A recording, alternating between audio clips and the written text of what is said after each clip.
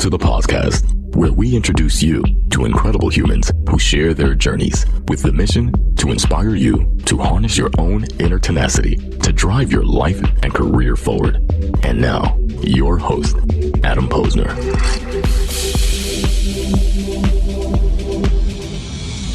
So before we get into it, we're gonna talk about the Vegas fog, right?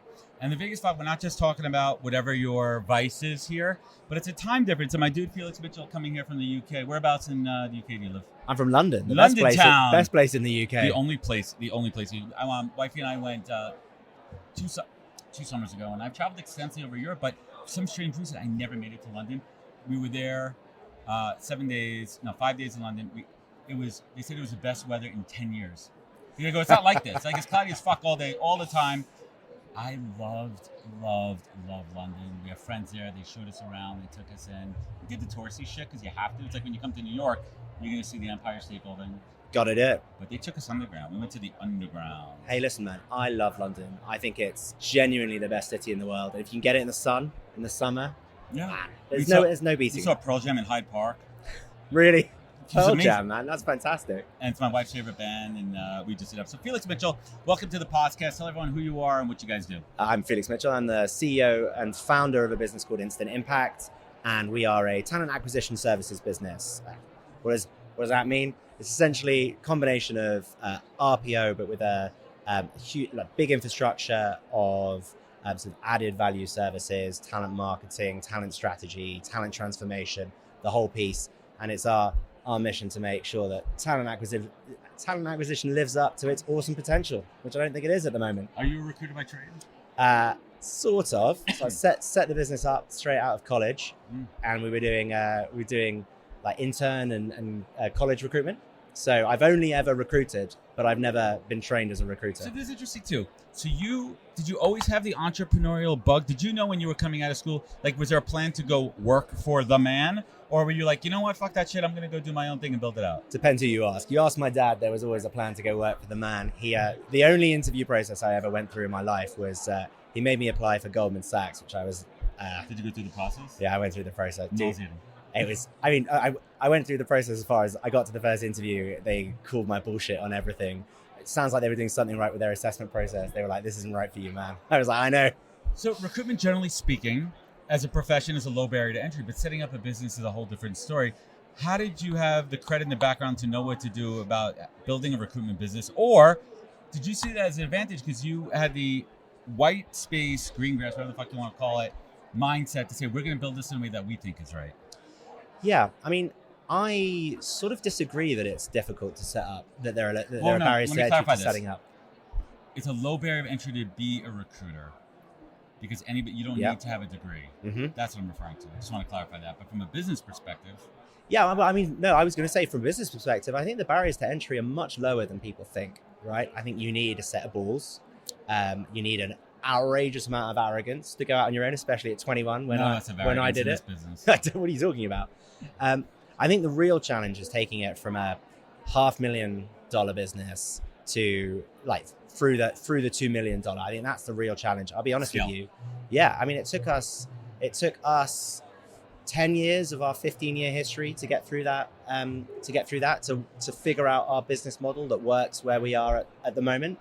Now we're really scaling, but man, that's hard. It is hard. I've been in business with my two firms for coming upon 7 years now, and it's hard, and there's ups and downs. So what are your niches for recruitment? So industry-wise, so we cover finance and professional services, and then we cover more sciencey, that's a technical term, sciencey businesses, pharma, life sciences, and sustainability. Sciencey. The word of the day transformed to sciencey. How many folks on the team? How many recruiters? How big is the entire team? We have 70 people, and that's about 50, just under 50 recruiters, and then 20 people working on everything from data analytics, tech transformation, talent process transformation. And what's your regionality, your geographic coverage? Well, London headquartered, and we specialize in small and mid-sized businesses. Mm-hmm. So think sort of mid-hundreds to mid-thousands of employees. So the recruitment we do is incredibly international. So we cover 34 different geographies, but mostly it's the UK, then the US, than the rest of We don't want than you the rest here of in the EMEA. US. We just don't want you here, man. Get the hell out. I know, I have this you hate problem it. with British recruiters. No, I'm just kidding. I used to work for a UK firm, but there is a little bit different mentality between a US recruiter and a UK recruiter. Huge difference, and I learned this the hard way. So, open book here. I am a relationship-driven recruiter, and yes, you could say you have relationships, but I found that the UK recruiters were much, and there's nothing wrong with being focused on the metrics and the numbers and results, because that's what drives business. But I found personally that they didn't give me enough rope, wiggle room, whatever the hell you want to call it. Let me work my relationships, because those long-term relationships are going to pay dividends in the hard times. They're going to pay dividends when there's an incumbent, there's a challenger, and they're going to stick with us because we did it right. How does that sit with you? It's interesting. I see what you're saying. This is called poking the bear. No, not at all. Well, we're very far away from the agency model, right? So, right, you're RPO, so it's a little different. A lot of what we do is convincing our clients not to work with, yes. those relationships. Lock that us are in. set We up. got great teams. We know what we're doing. One relationship. Exactly. Economies of scale. But I think there is a big difference. I found, I think that UK recruiters, especially the ones that focus on the US, incredibly money motivated, very driven by the deal. I think that you're right. UK companies are very SLA driven, very target, big sales culture. Not that's wrong. No. Different approaches. Absolutely right. But I think that where the Brits are stronger, and I'd be interested in what you think about this. I found the Brits are better at sort of the science and process of recruitment, and the candidate experience. I think is better in the UK than it is in the US. So I think that's obviously on a case by case basis, of course, right? I would agree with that too. And I think it's really important for folks to understand in recruiting. And this is what I had to learn. Not everyone can be a recruiter. Mm-hmm. It's one of those things here, I don't know if you found the same, where people think, oh, I sold a house once, I did some home repairs, I'm going to be a real estate agent. No, there's a lot to it. So in recruiting, there's the art and then there's the science. Both equally challenging, both take different skill sets and different ways to learn it that come with experience. Mm-hmm. The science, we have the tech. There's ways to reach out, there's ways to engage, but then there's the art of it. The art of the motivation, the art of the conversation, the art of engaging. So let's talk about TA for a little bit, and let's talk about some of those art skills that you see real successful recruiters. What are those skills that they have? Can I answer that from our industry, the RPO? Sure. So I think the recruiters that we work with probably have more akin in their day-to-day job with an sort of an in-house sort of corporate recruiter than an agency recruiter. There's differences for sure. And you already have the gig. Well, absolutely right. But I think you've also got the time, and I think that a really great RPO or recruiter for Instant Impact, they'll take the time not just to fill the role, but to really work with the hiring manager to understand the core difference, the long-term need, what the levers are, and we really want to get to a point where actually it's not always the hiring manager coming to you and be like, dude, I got a role, I need you to fill it. When are you going to get it filled? Really what we want is our team going to the hiring manager as a business partner and saying, well, I understand that you're looking to grow your revenue by 300%. Let's talk about the team that needs to sit underneath. What don't you have? So it's about being, and I say this all the time, I've said it 3 times, right? I didn't mean to cut you off. It's about being a partner and not viewed as a vendor. Absolutely right. And how do you embed yourself? So one of my favorite roles that has come around the last 10 years internally is the HRBP role, the HR business practitioner. And that role, for anyone out there that doesn't know, it sits really in between TA, finance, and the hiring managers to understand the business, what they need, what they may not need. They do calibrations on salaries and a lot more to it. But us as recruiters, if we could take on some of those elements, that's where we're adding value. Because, dude, what separates you from any other RPOs out there? It's your people, and what do those people do? You're absolutely right. And it's to that point you were making before around maybe what made you a great recruiter. It's about that relationship and that sort of really nuanced understanding of your stakeholders. And it can be painful and it does take time. And there are people who are going to be like, I don't want to sit down with you for an hour. I don't have an hour. But having again, it goes to that confidence, having the confidence to sit down and be like, you want me to do a good job? I'll do a good job for you. Yeah. But you've got to invest the time in me and in my process first. And I think that's That's really important. Hot take on AI in recruiting. Cop it or drop it. Dude, it's gonna be huge. And I think if people are still screwing around on ChatGPT, you're 3 months behind where you should be.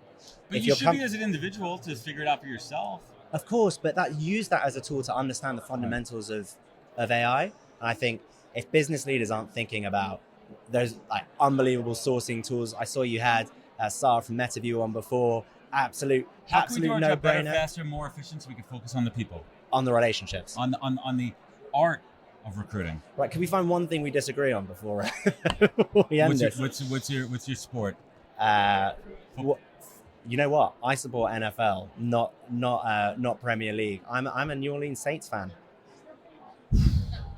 I'm a Giants fan, so it's not really a conflict there as far as that. I mean, the Saints are all right. That dome sucks. They got to blow that thing up in New Orleans and build something. What's it about American football that got you excited? I like the anticipation.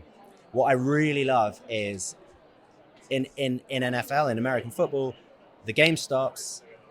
You're thinking, what's going on? There's an excitement. It's not like a 90-minute soccer match. All the time. Is it over yet? Did they just more time on? What the fuck is that? Yeah, it's over. What's that all about? It's over. No, it's not over. 0-0. Nothing's happened. Don't worry about it. You love it there too. So this has been a fantastic conversation. I definitely want to connect more. That's what it's all about. I'm going to see you out tonight at Flow Rider. You'll certainly see me at the pre-drinks. Remember that I am the pre-drinks? The MetaView pre-drinks. Remember, I am 7 hours behind. I've got 2 young kids. Oh yeah. So hell yeah, I'm I do it. That's awesome, man. Well, Felix, I want to thank you so much for joining us. Where can folks connect? Where can they learn more? Go to instant-impact.com or hit me up on LinkedIn, Felix Mitchell, and I'd love to tell them more about the future of TA and how we can live up to our potential. We're all trying to do our best here. Let's keep the good times rolling and transform.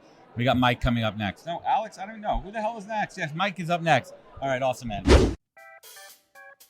Over the last 3 years, how much market volatility have you experienced in your business? How many times have you had to hire quickly, only to find yourself in a position a few months later with not enough roles to keep your recruitment team busy?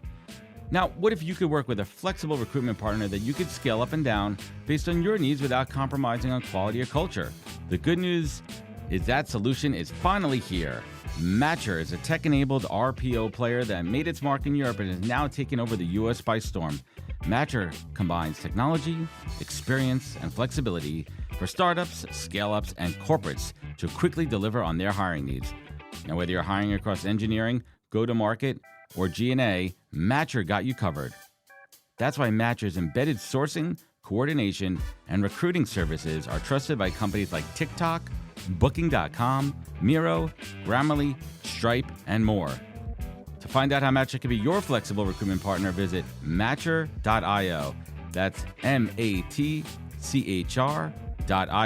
And make sure you tell them you heard about it on the podcast. Thanks. Wisdom is forever, but for us, it's time to go. Thank you for joining us. Luckily, we'll be back with our next episode soon, jam-packed with more incredible humans. Thank you for listening, subscribing, and sharing. To join the conversation, search the podcast on LinkedIn. And to catch up on past episodes and more info, please visit www.thepodcast.com.